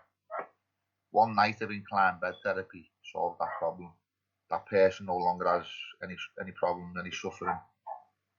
Wow. Why wouldn't you want to try this? Why? The evidence is so irrefutable. Do I look like a liar? Do I not seem like an honest person? Do you know what I mean? People that listen to politicians, the politicians on the telly talking about the EU referendum. Every word that comes out of a politician's mouth, you might as well just believe it's a lie. But people look at a man like Andrew K Fletcher speaking, and you just can't fail to see how such of a man of substance he is. You know what I mean? Why aren't people listening to the people like us? It's madness. Yeah. Madness. Well, I've known several people when we've had Andrew on previous shows that it's regularly posted in the chat box that Andrew, you're truly a genius. Now I know Andrew kind of blushes and brushes it off and says, "No, I'm not." But the amount of people's lives that you've actually changed. If you're not a genius, you need to think of a better title. I think he's a genius too. And you know what? What I love about Andrew, when you tell him stories about how much inclined bed therapy helps someone, you see emotion, you see real deep emotion in his face. That's what I love about him. Makes me a little bit emotional. I mean, my dream, my ambition, is to have parents put the kids on an incline, the babies, because there would be no more cot deaths. Now, I actually met Dr. Shireen Chandler from the Foundation for Sudden Infant Death at her home in London. I was invited to go there. I took my little tubular experiments with me, explained all about the discovery, how it applies to the body, why these babies shouldn't be being on a flat bed. And she turned round to me, looked me in the face, and said, "My God, you've solved it." And I said, "What do you mean I've solved it?" "I've solved how water gets to the top of the tree." She said, "No. You've solved sudden infant death syndrome." And I'm thinking I've done enough, but nothing ever happened. Lots of excuses. "Oh, you need to get involved with the university before we can fund you." You try and get a university involved, they don't want to know. They're not invented here syndrome. So in the meantime, all of these kids are being put on back to sleep campaign, which means you position your child in a bed with its sleeping on its back, and now there's an epidemic of misshapen heads because the kids have all been in one position, so they got like a flat back head syndrome. You need to rotate in bed. The same applies for us adults. People have often asked me, "Oh, what's the best position to lie in?" Your body will tell you. It'll tell you if you're uncomfortable. You'll need to turn over. Yeah. Listen to your body. Yeah, absolutely. Well, that's an idea, Andrew, because our regular listeners know, I'm not sure if I mentioned it to you, but myself and Tina became grandparents a few weeks ago. Now, we were talking to Tina's daughter, and she was saying, "Oh, you look so much better, Mum. What have you been doing?" And because it was quite a troublesome pregnancy, she hadn't told her all about what we were doing, didn't want to kind of overload her brain with any more information. And when she told us, she went, "Oh my God, why didn't you tell me about that? We're going to have to try that." Never even thought to say, well, put Ollie's bed on an incline as well. Yes. But Yeah. Them. I did find I found a couple of bits of evidence during the research. And there's a doctor in America. I forget what I found in the paper now, but he said he'd never had a single case of sudden infant death syndrome in the whole of his career. All the people that were under his guidance, and he advised every single parent to put the child on an incline. I actually found that, and I sent that into the Foundation for Sudden Infant Death, and they dutifully ignored that as well. No money in it, though, is there, Andrew? Say again. There's no money in it for him. Well, why would he deny people the understanding of children of that age suffering like that? Well, if you've got no more sudden infant death syndromes, you don't need a foundation for sudden infant death syndrome. And therefore, all those people lose their jobs. It's a survival instinct, I suppose. Yes, and the man at the top who makes the decision whether to adopt such things or not is going to be the one on the biggest salary, probably 140, 150, 200,000 a year. He ain't going to want to lose his job, is he? If you don't go to the foundation, surely you go to people who would be interested in knowing this information. Like Mothercare. Oh, no. Tried it, yeah. I went everywhere with it. And how are you going to prove it? The only way you can prove it is to advise mothers to put the kids on an incline. I've had the argument that people have said, well, your baby could slip down the bed because it's on an incline, could end up with its head down. Just get a pair of dad's boxer shorts, tie them to the side of the bed, to the side of the cot, right, both sides. Drop the baby inside the boxer shorts. Ain't going to budge. Ain't going to move anywhere. Genius. Kids in boxer shorts, eh? Kids in dad's boxer shorts. Yes. Yeah, but I did notice. It's not really affected me, but I have had reports from people saying that they wake up at the bottom of the bed. Do you eventually sort of people who do that? Do they eventually grow out of it, or? Yeah, again, it's the body. I think is just such a shock to the system. People think nothing's going to happen. It does happen, and perhaps they get a bit restless while they're fighting it, but after a while it just subsides, and and hey, what if you have to pull yourself up to bed a couple of times in the night? So what? If you're going to get all them benefits, what the hell? Yeah, absolutely. But I remember something you did say for anyone who is having difficulty with that. If they take the top sheet off their bed, put an old duvet underneath it, and put the top sheet back on, that little bit of give will stop them sliding down the bed anyway. That's exactly right. That's yeah, you're right. Even the blanket, if you put a blanket and wrap the blanket tightly around the mattress so it's tucked in either side, and then put your bottom sheet back over the blanket, that extra bit of friction stops all the slipping. I think the problem really is that the mattresses are not actually designed to be inclined, are they? We need to probably think about the design of a mattress. And we found that the best mattress to use so far has been a memory foam mattress. Yeah, I've got a memory foam mattress. Yeah, it distributes the weight better and actually builds a little bit of a pocket for you to lie in. Yeah, which is probably why I don't find myself at the bottom of the bed. Yeah, very often. I do sometimes, and I did notice that too. I made the bed earlier on, and then when I went back in, the duvet had slipped down the bed a bit off the bottom. So yeah, I think that the other thing is that people need to be aware of is it's probably not a good idea to wear underpants and underwear on an inclined bed because you get one hell of a wedgie. Yeah, my testosterone levels haven't dropped. No, I'm not talking in a sexual nature. I'm talking in a combat nature. Right. My testosterone levels seem just as high as they did when I was young. So what's next for you, Tony? I mean, where do you go from here? What's the next step? Excuse me, I've got a bit of aphy. I need to sniff. Got no tissue. Excuse me, sorry about that. No worries, no. I don't know. In terms of fighting, you mean in terms of me sport?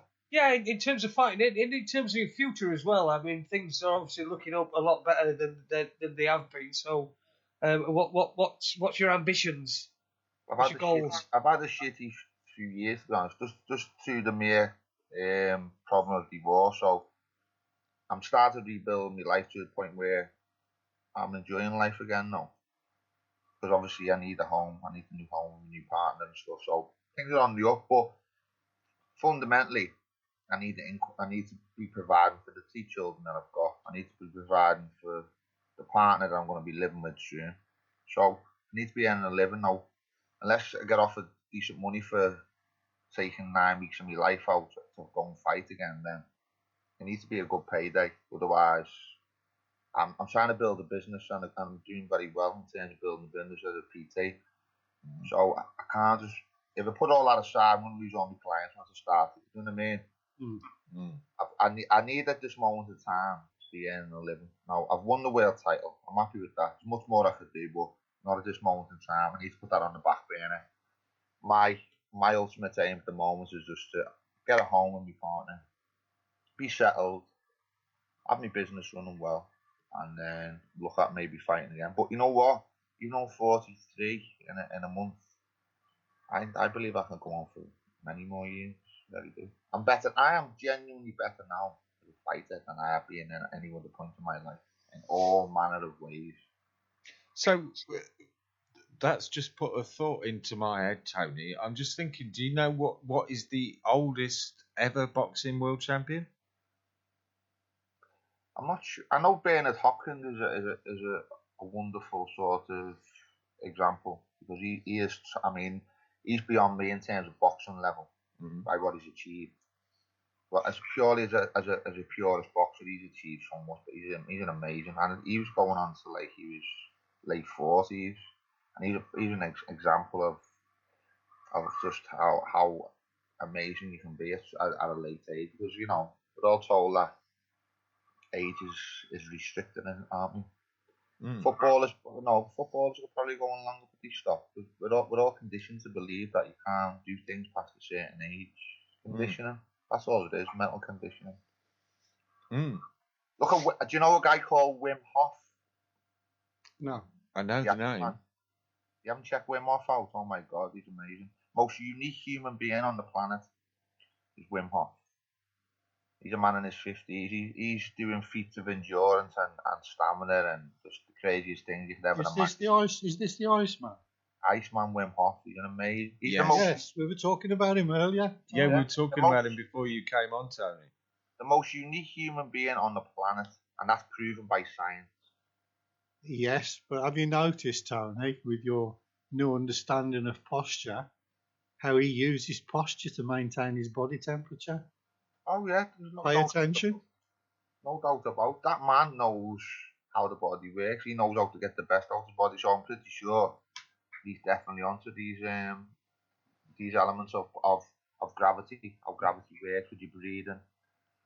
But do you know what? It's just great. It's great to be part of this community. To be honest with you, this was something alien to me 2 years ago. I would never imagine I'd be sitting on a podcast talking to a genius scientist. Get off. Excuse me, but I'm not a scientist. What am I? I was as trapped in the conditioning of brainwashed world as anyone. I've always been a good guy, but I was lost in my own ego of the fight sport and all the nonsense that inner city life entails and all the influences that we have. And I was lost. I was as lost as anyone. 2 years ago, I found my health, and I found Andrew, and I found people like yourselves, and you know what? It blows in the way that I've ever experienced before. But people like us come across as too boring. Yeah. That's what everyone looks at us like. When you got a belt like that, Tony, you're not boring at all, mate. In the way I've just been talking about, in that false, shallow existence that I've lived 40 years until I found these things, that I can now carry on giving evidence, though, but from a different viewpoint, if that makes sense. Yes. But I still influence people in that world, I suppose, because of what I've achieved as a fighter, I think. So it's hopefully. We had a little bit of a chat with Mark, who came down with you to meet me. That was a great day for me, by the way. Yeah, really enjoyed you guys coming down to meet me. Has Mark been on this podcast tonight? No, he hasn't. No, but Mark, he'd be a great fella to have on, Mark. He would, yeah. Mark, sorry, go on. Mark's going to try and get we were talking about a famous football team that has the colour red, and Mark was going to try and get them, or try and talk to the manager, or even the trainer, to get the incline bed implemented there. Has there been any development with that yet? Sorry, I'm trying to do that now. Yeah, what it is with Mark is that he's a good guy, but he's got a lot of influence in terms of the world he's in. He's in the music world, he's in the fashion world and stuff. But he's a good friend and he's a believer, as you can tell. I basically just tell anyone I care about Clive and Andrew, and then I let them make their own decision now. But Mark was interested in meeting both of them because he's had the benefits that I have had. So he's a good guy. He wants to spread the word. He wants to help. So people like Mark on board are good influences. They know how to sell. They know about branding. They know about, he's got a very successful business and he knows how to run businesses. So people like that on board are massively helpful as well. Because one, they're doing it out of the goodness of their heart. Two, they're doing it just to give something back to people like yourself, Andrew, and Clive. You know what I mean? So more people like us get involved, more good guys sharing and caring and showing a bit of love to humanity now.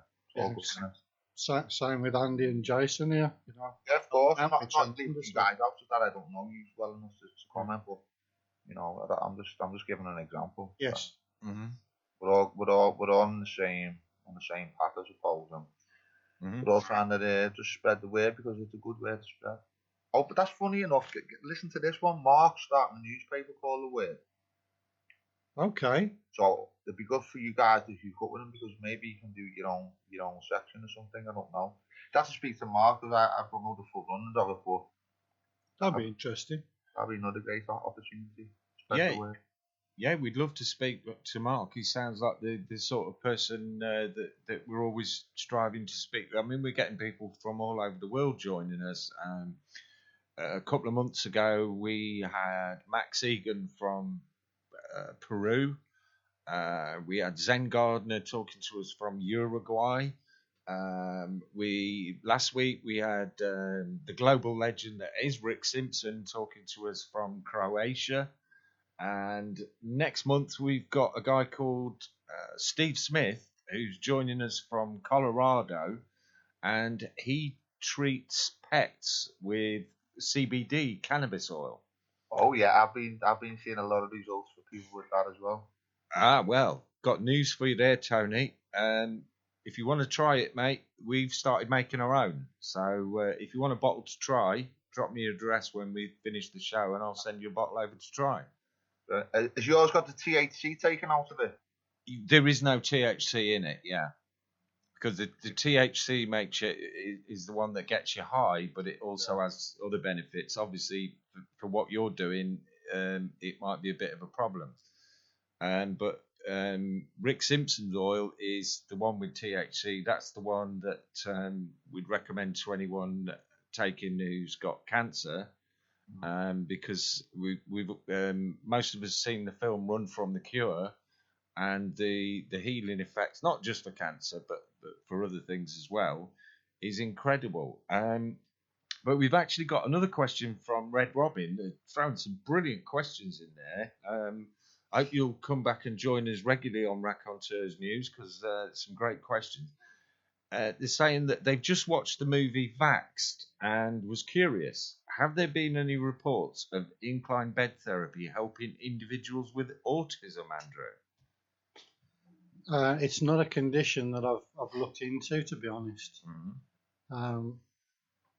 Guilty as charged, I mean,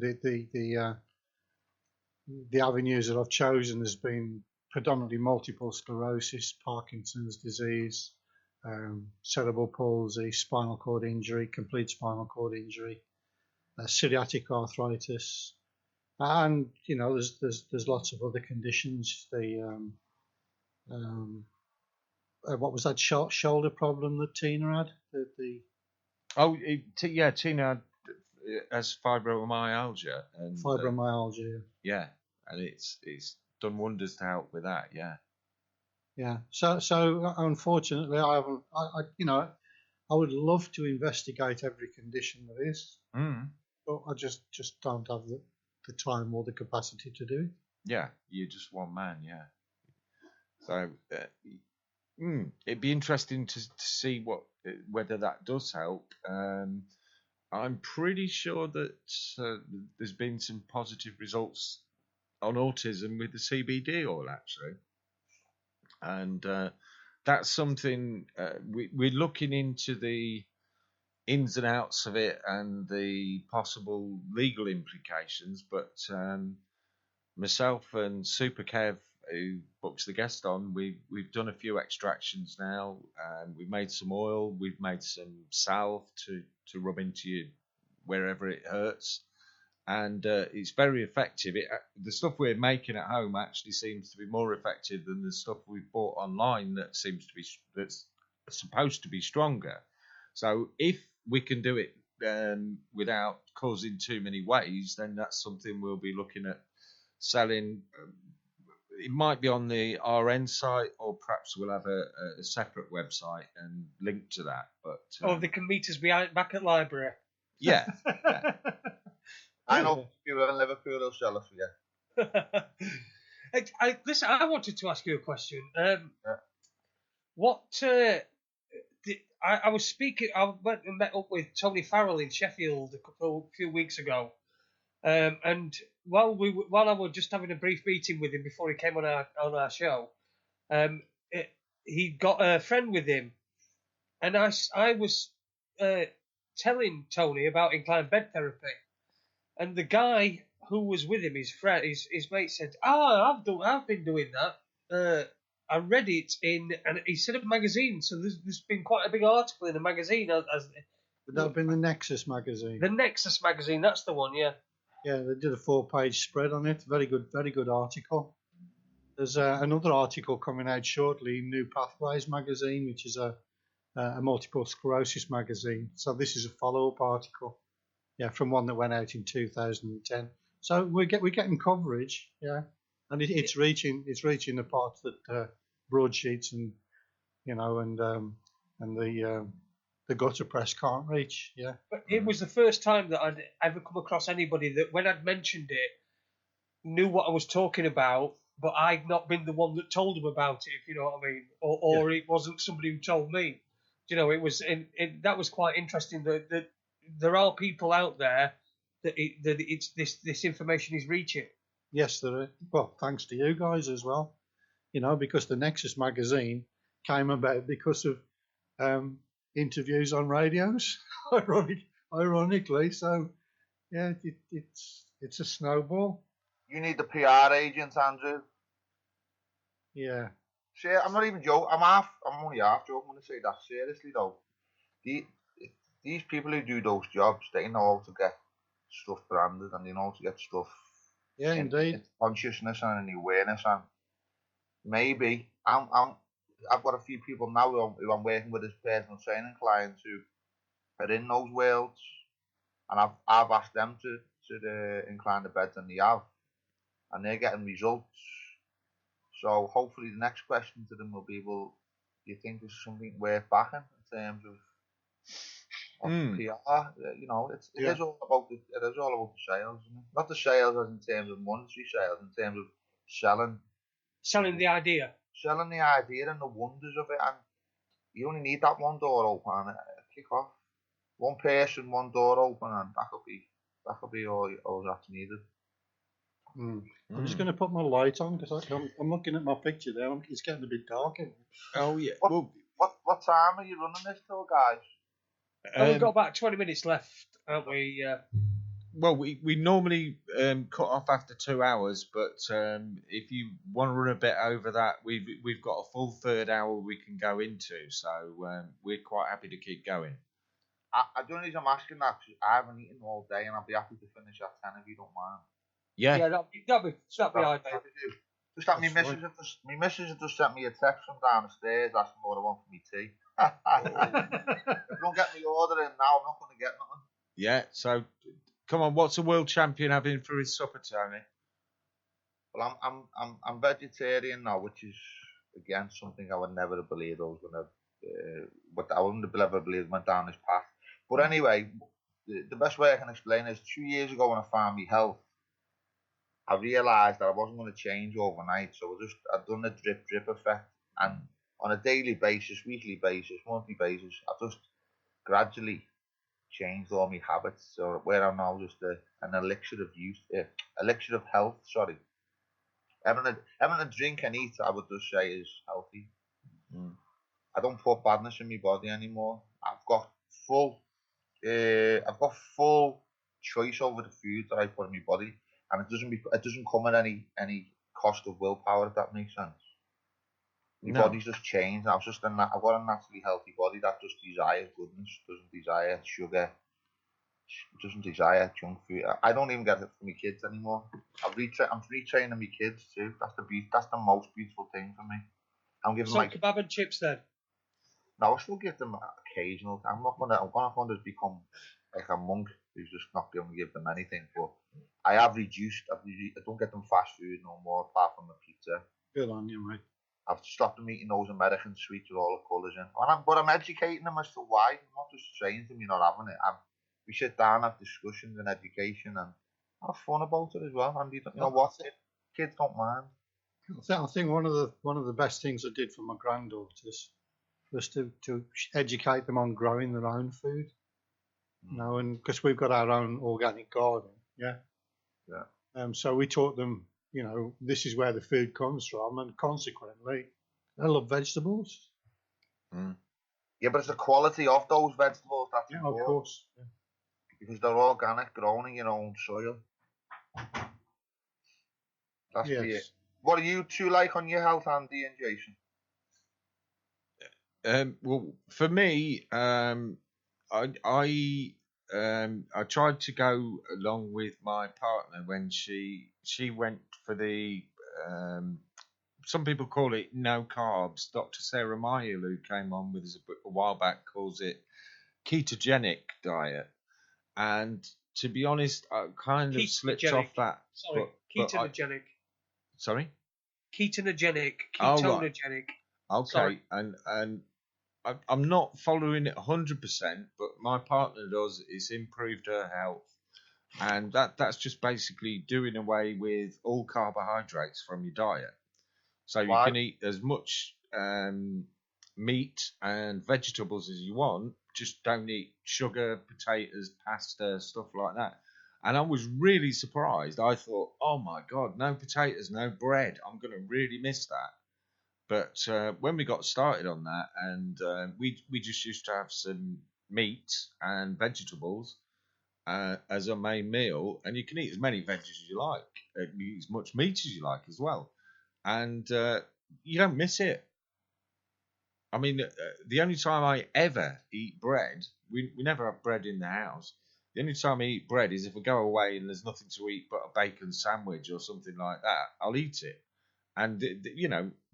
The odd bit here and there is not a problem. It's when you live day to day on those sorts of things. Andy, I'm gonna retrain you on your health. I can offer you some really good guidelines off here, you know. Oh yeah. That I think would benefit you. You need to cut the bacon out, mate. Cut the bacon out? Yeah, I think so. Ah, right. I'll show you some pictures as to why. I want to joke. But no, you know what?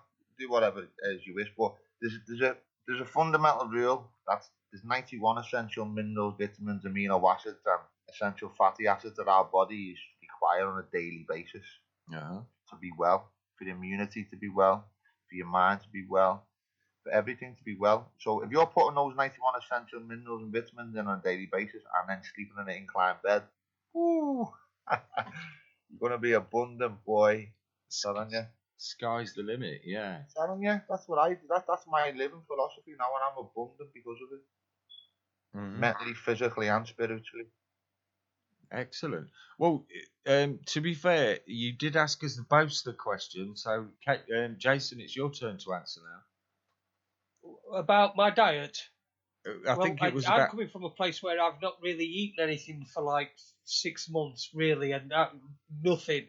So what I'm doing at the moment is, if I feel like eating something, I'm eating, and it don't matter what it is. But I do have a pretty good diet, so we do eat a lot of fresh vegetables, things like that. We don't eat a lot of fatty foods.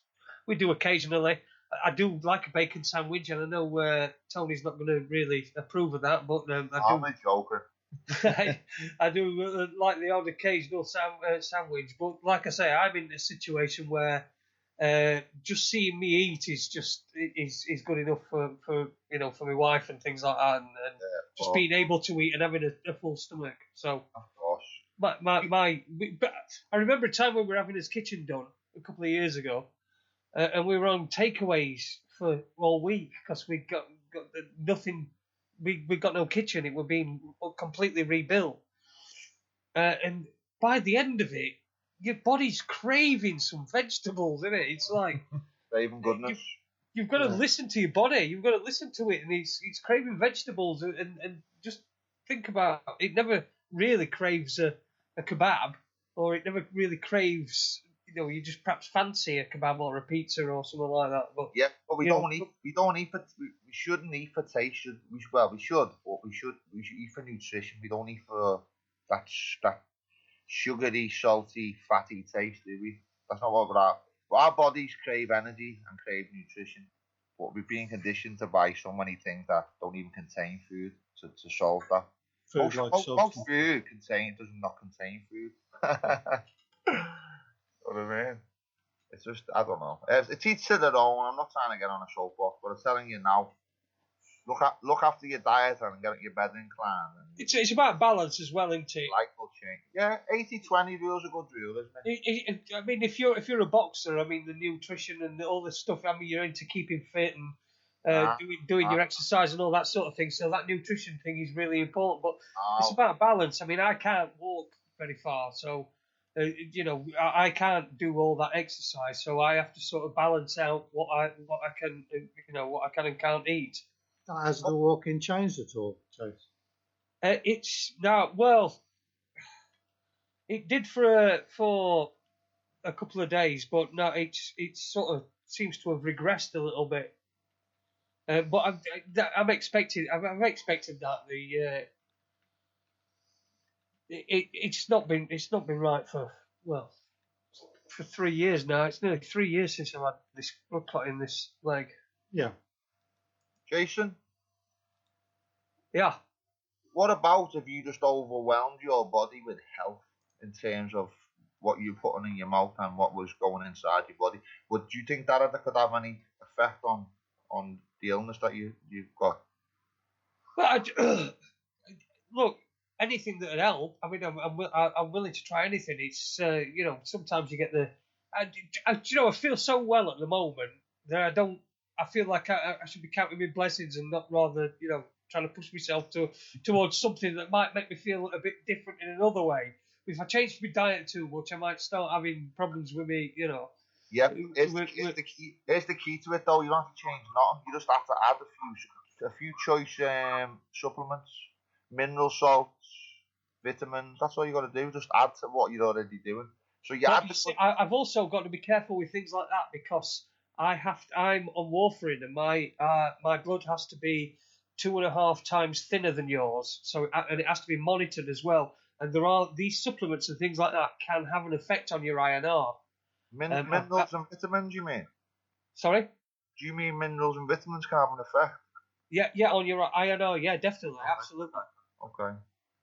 Yeah, absolutely, yeah, they can have an effect on your INR, and if sometimes my blood went to 6.5 one time, which was like 6.5 times thinner than a normal person's blood.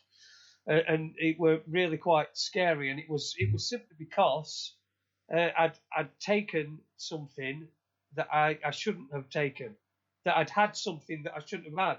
I think it was something broccoli or something ridiculous. Really, yeah. With vitamin K, yeah. Yeah, vitamin K, yeah. Have you had Clive the Carl on this show? We had Clive on way back, yeah, but we've had him on, yeah. Oh, no, I was going to say, because he'd answered a few of those questions. Uh-huh. Besides what you're getting from the bed therapy, maybe with the nutritional side as well, that could have a double effect. I found it's had a double effect for me, anyway. Yeah. But obviously, I'm not suffering from any illnesses, and I'm open to preventing by carrying this on. Mm-hmm. Well, yeah, for me, my major health problem is I fell off a house when I was 19 years old and got compression fractures in my spine. So I managed to get fairly fit again. I got fit enough to join the army and the Marines, although they didn't want me, thank goodness. I drove a truck for 22 years, long distance, before I had to pack up. And now it's just the slowing down with age and the fact that the crushed spine is causing me problems. But that's kind of been alleviated quite a lot, but with Andrew's help, and also the fact we've discovered this CBD oil. And I know for a fact if I could get hold of some proper Rick Simpson oil, I could be completely pain-free in a matter of about 10 or 15 minutes. I've actually managed to get some to try once, and just a grain of rice-sized piece on the end of my finger, took it like that, 10 minutes later, no pain. Why can't you get it regular? Because it's legally in the same class as heroin. Serious? Yeah. Why? Well, I would imagine because of the curative powers that it has. Oh, you're not allowed to say cure, are you? Because of the healing powers that it has. And it makes people well from all kinds of things, which cost thousands of dollars to just throw drugs at. And if you stop it's all conspiracy, isn't it? Mm. Oh, yeah, absolutely. You'll have to drive to Liverpool one day. I'm sure I'll be able to point you in a direction. That sounds really good, Tony. Yeah, I mean, I'd all love to. There's all signs all over Liverpool. It says just go left for this and go right for that. I could have picked some up. I was there in April in Liverpool. Nothing to do with me. I'm not gonna get roped in on a conspiracy charge. Roped in. Oh, good one. The boxing is back. The analogy, the roped in. That was a weak one. Those ropes are made of hemp. Yeah. You know what? I know. But you got to do what you got to do when you're suffering, haven't you? Yes, you are. I did see you were after getting a car sorted out, Tony. Have you got that sorted? Oh, Michelle's out on Facebook, you mean? Yeah. I was just asking. I use Facebook as such a great resource. You know, it's fantastic. Met such good people on there. But anyway, I just put any questions I have. I just put them out on Facebook. I always get them answered, and I always get them answered with depth. A lot of good people in the social media community. There are, yeah. A lot of good people out there willing to help. That's what. There's my lady coming in to give me a kiss goodnight. Oh, brilliant! Yeah, that's the pizza. That's one thing that I found since we've been doing this. It's kind of restored my faith in human nature, because there are so many people out there that try and help you in whatever way they can. And we've just got a fantastic team of people all helping us. I mean, we've got two guys who used to do a radio show of their own.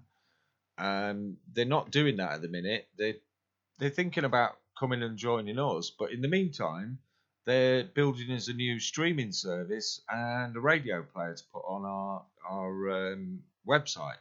So all those of you that are having frustrations with our site because we're broadcasting through Spreaker at the minute, that in the very near future will hopefully be sorted, because we're already testing the new product out, and it should be along in the next week or so, hopefully.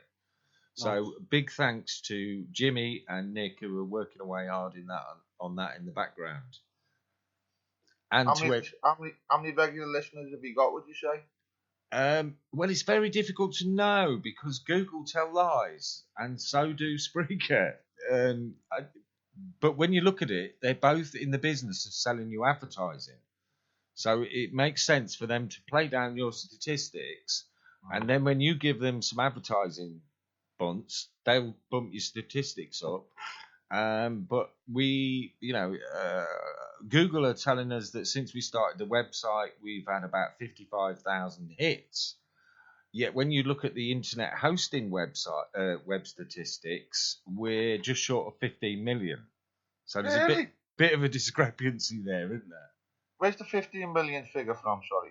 That's the number of hits we've had on the website since we started it in January, but it didn't really go live. Sorry, we started in December, but it didn't really go live until January. You're being observed and watched and listened to, then, aren't you? Oh, absolutely. Yeah, we know. Very lucky tonight that Skype's behaving itself, but some guests who are talking about particularly controversial subjects, we do have an absolute nightmare on Skype. And I mean, people say, "Oh, you're getting paranoid that people are listening on Skype." I've had 2 instances in recent days where I've been mentioning something quite unusual, something I would never ever talk about, to someone over Skype. And then I click on Facebook, and there's an advert for what I've just been talking about 2 minutes earlier. Yeah, the feds are watching. Yeah, and I'll probably open my door in the morning and get carted away for this. I hope not, Tony. Who cares anyway? I'd rather go fight with me. Oh, That's it. I mean, the system is screwed up, and we're all under pressure. I don't know. Maybe we might not be able to win through, but I'm quite prepared to die trying if we don't. Oh yeah, you gotta fight. You gotta fight the good fight, haven't you? Mm. Once you wake up, which I'm fine with friends and stuff. Once you wake up, you can't go back to sleep. No, absolutely. On your health, on all whatever. I've left all the conspiracy. I'm not. The reason I got into my health because the conspiracy stuff was driving me insane. Yeah.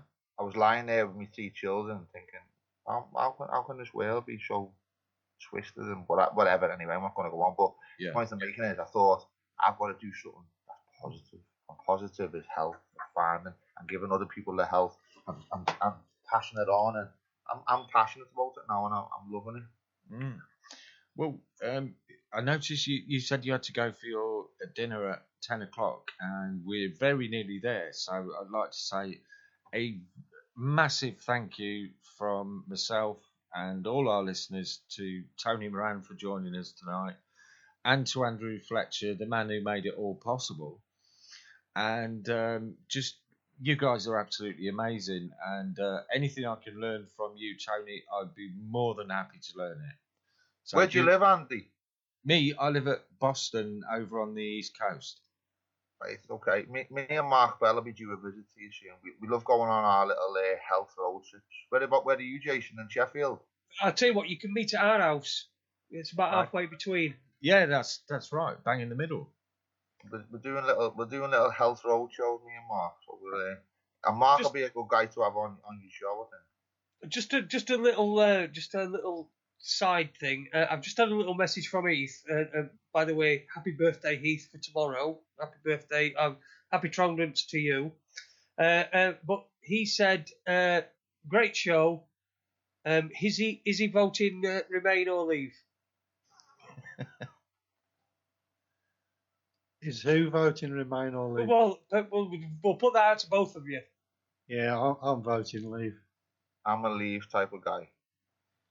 I think I've got a bit of a hunch that if they fix this, then there'll be a revolution, because it's so obvious that everybody's voting. I don't know anybody that's voting Remain. Don't know anybody. No. Well, that's for another show, I think. That absolutely is, and thanks everyone for listening tonight, and thanks for all the wonderful questions from the chat room. Great to see some new faces in there. And we'll be back for a one-off special tomorrow night because we couldn't do an update last month with Paul, our high-level financial insider. So we've said we'll do one with him tomorrow night. That'll be on at 8 o'clock on raconteursnews.com. And then Thursday night, we've got a return visit from author John Hamer, and he'll be talking about his new book that's out. And I'm really looking forward to talking about that one because we'll be covering the banking industry, one of our favourite subjects. So with that, I'll say thank you, everyone. Thank you, Andrew. Thank you, Tony. Thanks, Jason, as always.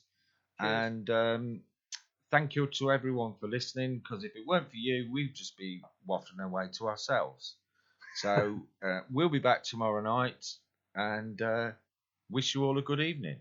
Yeah, please give us your feedback. If you're trying incline bed therapy, we need your feedback. Most important. Please do that. And anyone who listens to this, you can contact Andrew through his Facebook page or his Incline Bed Therapy Facebook group, or on his website at www.inclinedbedtherapy.com. And you can leave testimonials on there so that other people can share your experiences. Nice one, Andy. Hey, Tony. Respect, big man. Yes, you always, you know that. Much love, sir. Okay. Right, fellas, it's been an honour. I'll hopefully speak to you again in the future, privately or publicly. It doesn't matter to me. That would be great, Tony. I look forward to it. It'd be nice to meet you in person as well, Jason and Andy. That'll be good. You enjoy your dinner. We'll meet up soon again, I hope. And we've got another song to play out with. And what's this one? This one, not quite as appropriate as the last one. This one's called Raise Your Head. So thanks and good night, everyone.